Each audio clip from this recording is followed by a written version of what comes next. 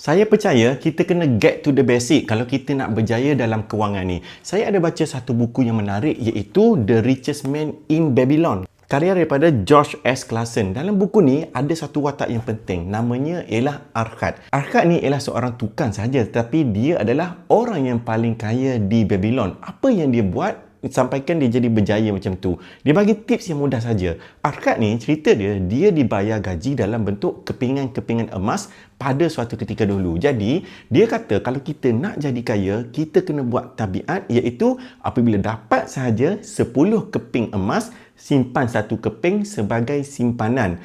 Itulah apa yang dia buat. Dan kalau kita terjemahkan dalam bentuk percentage, betul, 10% daripada pendapatan kita perlu disimpan untuk menjamin kita punya kekayaan. Itulah apa yang diajarkan oleh pakar-pakar kewangan di Malaysia pun.